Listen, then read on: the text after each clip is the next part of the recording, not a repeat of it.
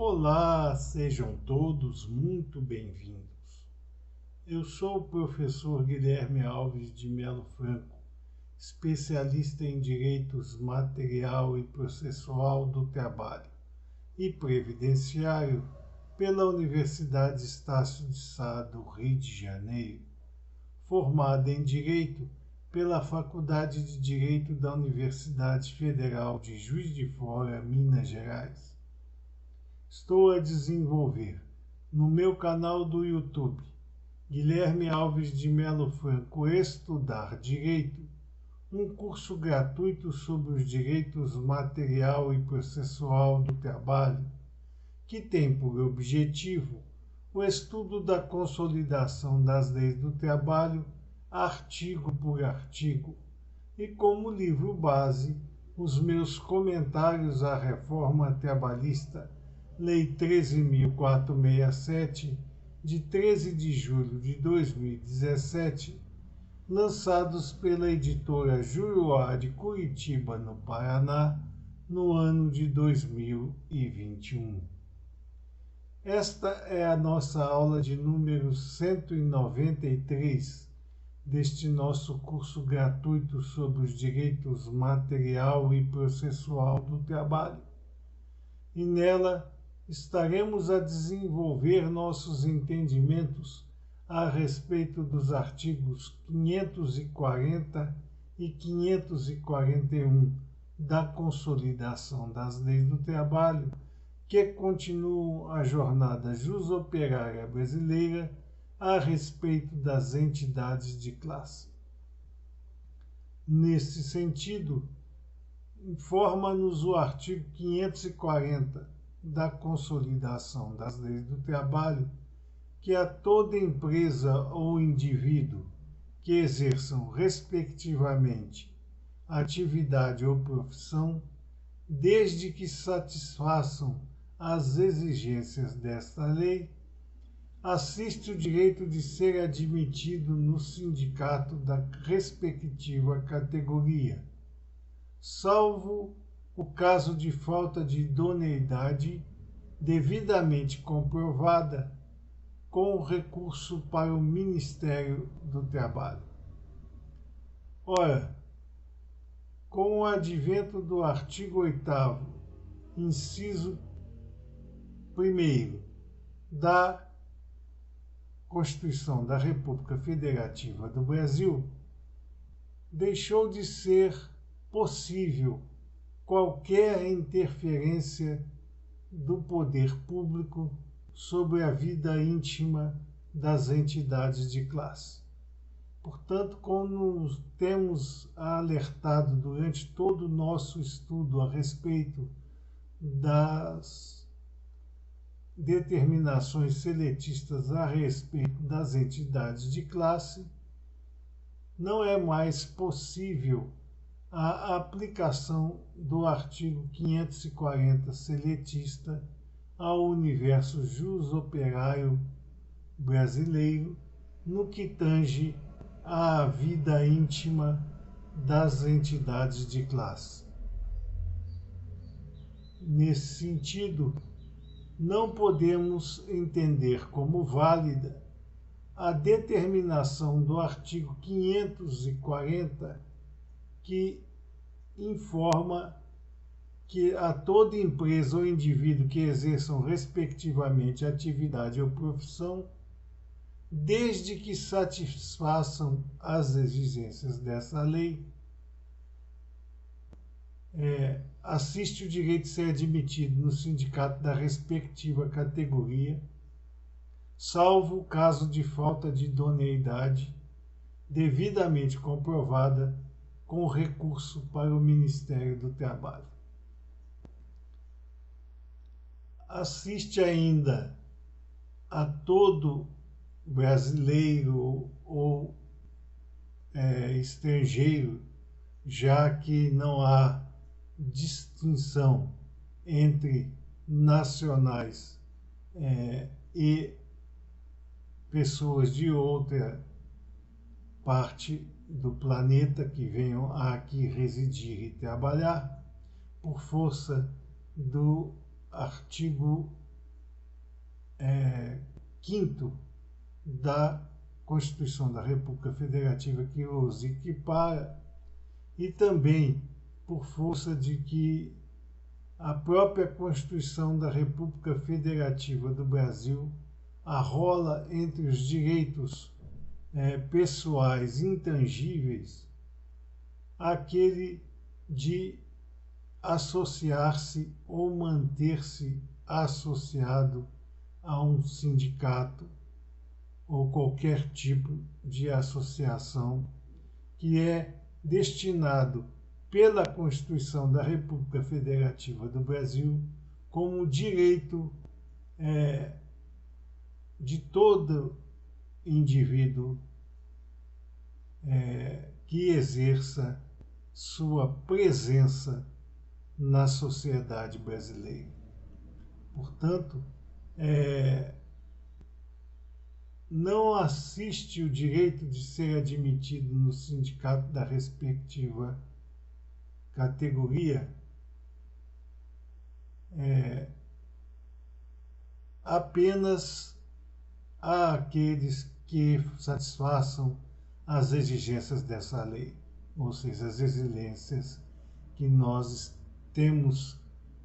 estudado por impressas no corpus da consolidação das leis do trabalho. Mas sim é um direito inabalável do indivíduo que exerce determinada atividade ou profissão, ou a empresa que se coloca dentro desta atividade econômica, de participar dos seus sindicatos de classe respectivos. Portanto, não há necessidade de que as empresas ou os indivíduos satisfaçam as exigências da CLT,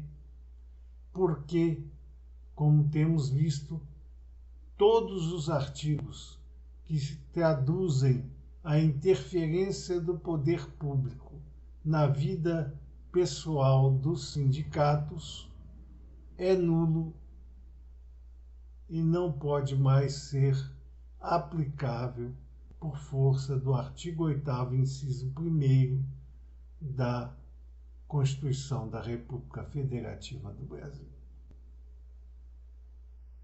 Também não é mais necessária a idoneidade comprovada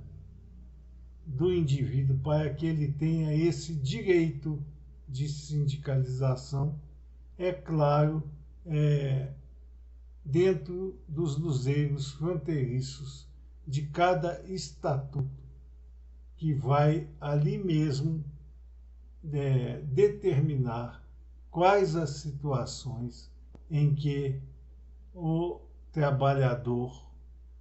ou empregado não poderá ser admitido naquela determinada entidade sindical. Portanto, novamente, o que rege hoje, após o advento do artigo 8º, inciso 1º da Lex Fundamentalis, é que o Estatuto Social, e não mais a CLT ou normas congruentes a ela, é que irá determinar toda a situação de presença dos indivíduos na vida da entidade de classe, seja de que forma for, como mero associado ou como membro das suas diretorias e dos conselhos fiscais e sistemas administrativos. Portanto, não existe mais nenhum entrave legal possível para a participação de empresas ou de trabalhadores em seus respectivos sindicatos de classe. Diz ainda que o artigo 540 da Consolidação das Leis do Trabalho, que perderá os direitos de associado o sindicalizado que, por qualquer motivo, deixar o exercício da atividade ou profissão. Aqui há uma importante ilação a ser feita. É lógico que se o indivíduo não é mais exercente da atividade ou profissão que o encaminhou à entidade de classe, logicamente ele não é mais necessário, vamos dizer assim, para aquela entidade de classe, porque ela não vai atender aos seus objetivos, de forma que, não sendo mais exercente da atividade ou profissão, todas as situações que envolverem a sua antiga atividade ou profissão não serão mais aplicáveis a ele, já que ele não pertence mais à categoria profissional e, portanto, não vai mais ser contemplado com os benefícios e nem lhe serão impostos os deveres praticados pela entidade de classe através de acordos coletivos de trabalho ou mesmo de convenções coletivas de trabalho ou de outras atividades administrativas previstas pelos estatutos daquela referida entidade de classe que representava a categoria profissional em que o indivíduo se aglutinava antes de deixar o seu exercício. Portanto, deixando o exercício da atividade ou profissão, logicamente perderá os direitos de associado, o sindicalizado, porque não é mais afeito à categoria profissional respectiva. No mesmo sentido, embora o parágrafo 1º do artigo 540 fale expressamente a respeito do sindicalizado, devemos entender esse tema como sendo tanto para a empresa que deixa do exercício da atividade, quer dizer, muda o seu ramo de atuação, quanto o empregado que deixa o exercício da atividade ou profissão. Então, cabe essa aplicação para ambos os modelos de sindicalização, tanto na categoria econômica quanto na categoria profissional. Continua o artigo 540 da Consolidação das Leis do Trabalho a nos dizer, no seu parágrafo 2º, que os associados de sindicatos de empregados, de agentes ou trabalhadores autônomos e de profissões liberais que forem aposentados, estiverem em desemprego ou falta de trabalho, ou tiverem sido convocados para a prestação de serviço militar, não perderão os respectivos direitos sindicais e ficarão isentos de qualquer contribuição, não podendo, entretanto, exercer cargo de administração sindical ou de representação econômica ou profissional. Portanto, à época da construção do artigo 540 da Consolidação das Leis do Trabalho, era importante que o poder público interferisse de maneira direta na participação de cada indivíduo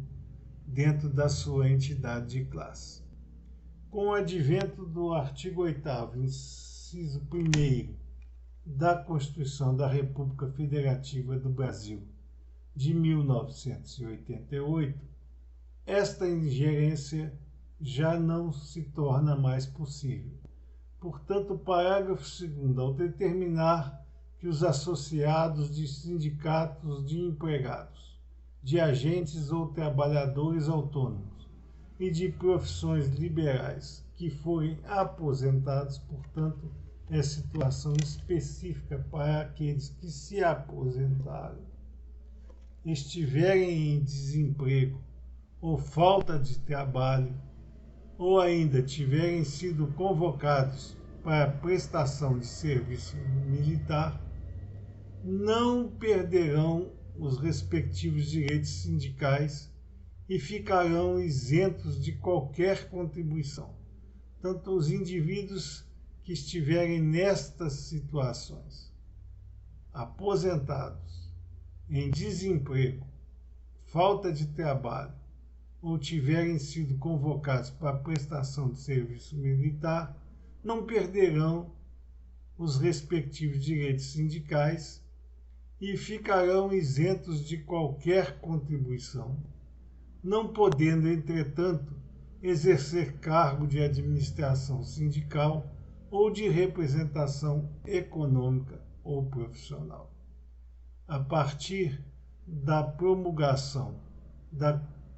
Constituição da República Federativa de 1988, estas regras deixaram de ser obrigatórias, embora encontremos, por força da época em que foram criadas as entidades de classe, dezenas de situações que traduzem esse mesmo texto do parágrafo 2º do artigo 540 da Consolidação das Leis do Trabalho, porque foram criados antes da presença do artigo 8º, inciso 1º da Constituição da República Federativa do Brasil e, portanto, na época em que vigia plenamente toda a determinação seletista a respeito das entidades de classe. Hoje, voltamos a reforçar, por força desse Estatuto Constitucional, rege a situação, a determinação íncita no Estatuto Social da entidade de classe para apregoar quem deve ou não perder os respectivos direitos sindicais e ficar isento de qualquer contribuição, e mesmo aqueles indivíduos que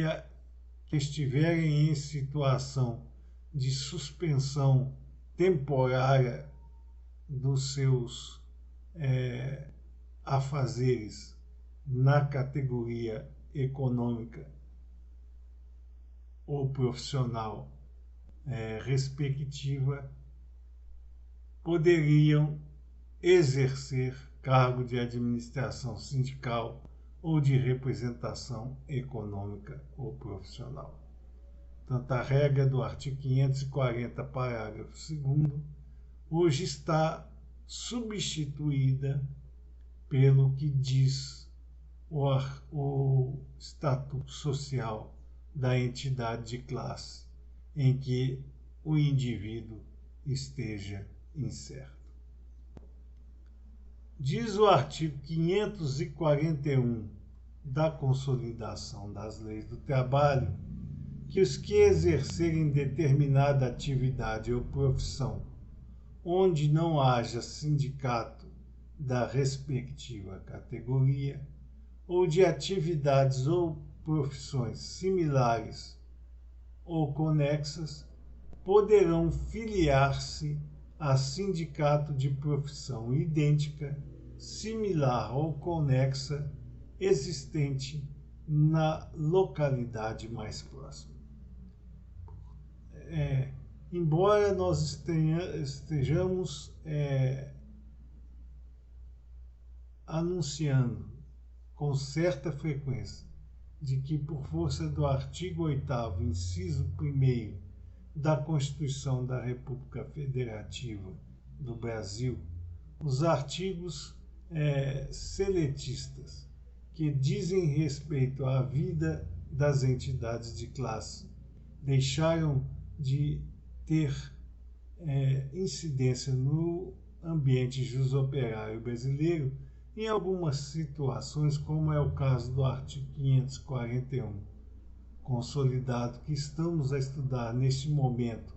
nesta nossa aula de número 193, deste nosso curso gratuito sobre os direitos material e processual do trabalho, tem sua aplicação, porque traz em si uma situação que, embora hoje de raríssima incidência por força da existência de sindicatos que atuam a nível estadual e, portanto, abrangem todas as cidades, municípios pertencentes a determinado estado e, portanto, de forma muito rara,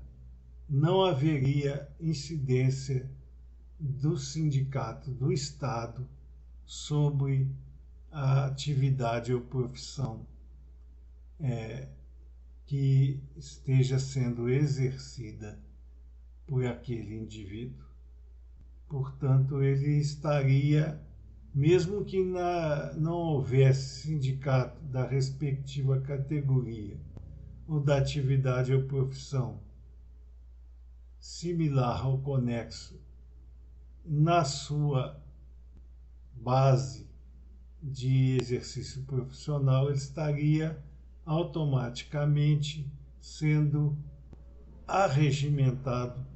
pelo sindicato estadual e, portanto, a ele deveria ser dirigida a sua filiação. Mas, ainda que seja de rara situação, pode ocorrer que nenhum ente sindical tenha base territorial sobre aquela em que o empregado ou trabalhador exerça sua atividade profissional. E, portanto, nesse caso, o trabalhador poderá filiar-se a sindicato de profissão idêntica, similar ou conexa, existente na localidade mais próxima, ou mesmo da mesma profissão ou atividade que ele exerça, mas que esteja colocado em localidade próxima e ao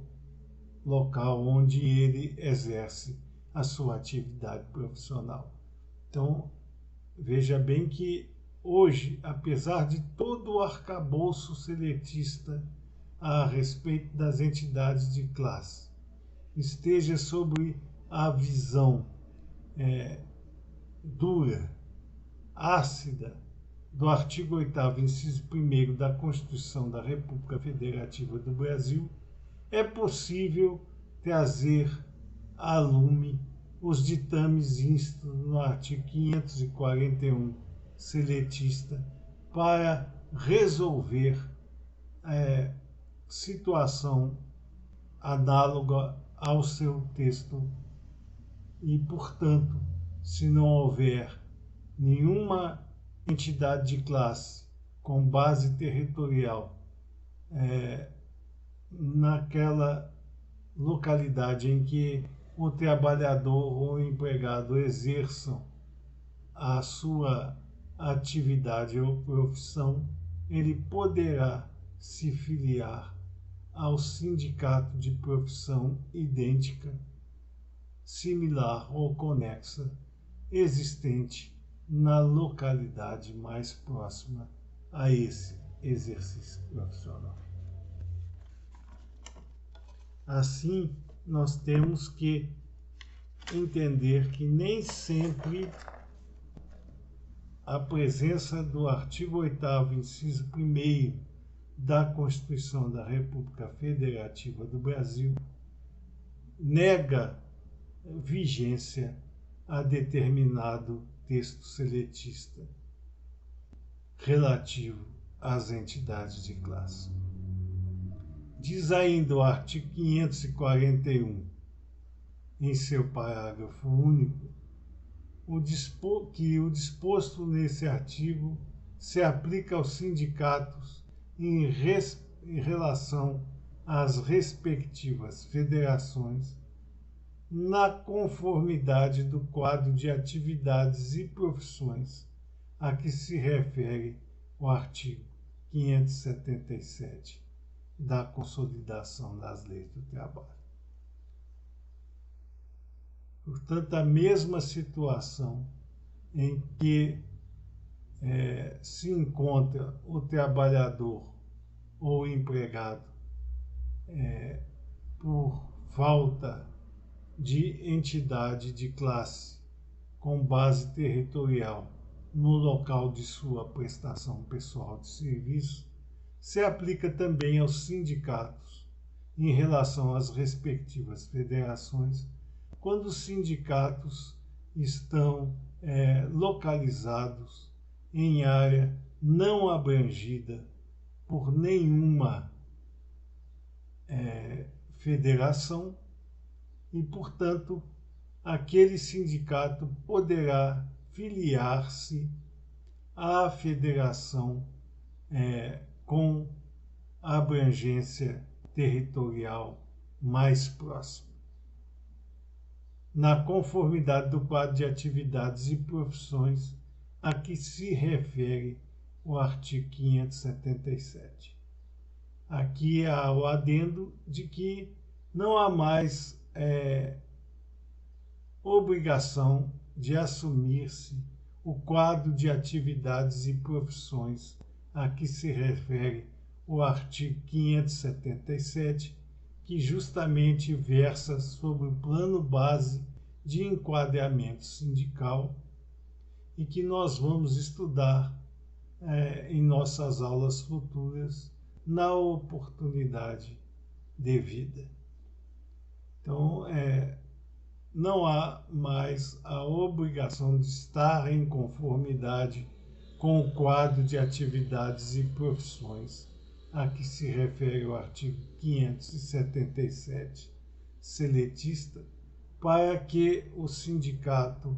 possa se filiar à federação com abrangências em base próxima àquela em que estiver firmado o ente sindical.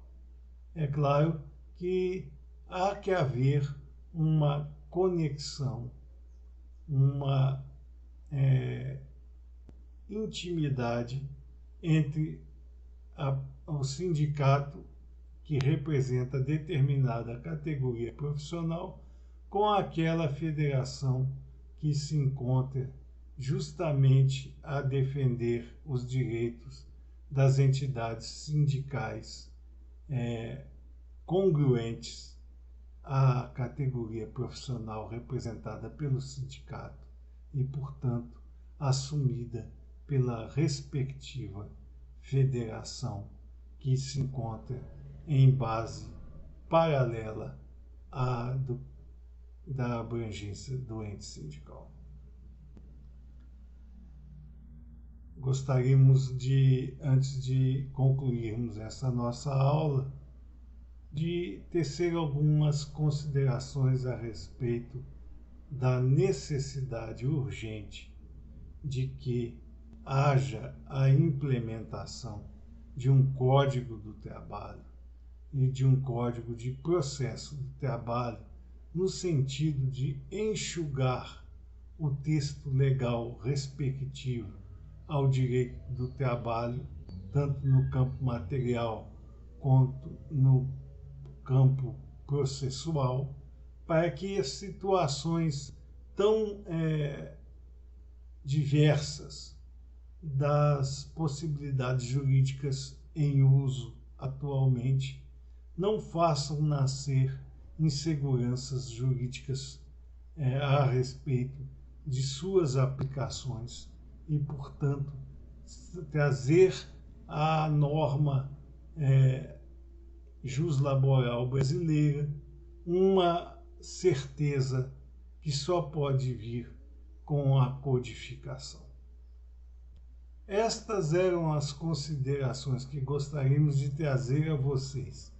nesta nossa aula de número 193 desse nosso curso gratuito sobre os direitos material e processual do trabalho. E aproveitamos a oportunidade para agradecer a todos vocês a presença nessas nossas aulas e solicitar ainda uma vez mais àqueles que não o fizeram que se inscrevam no nosso canal e deixem seus likes nas nossas aulas, porque é através dessas duas atividades simples que vocês estarão a nos auxiliar no sentido de manter íntegro esse nosso curso gratuito sobre os direitos material e processual do trabalho e podermos distribuir o conhecimento aqui regimentado ao maior número de pessoas possível. Muito obrigado a todos.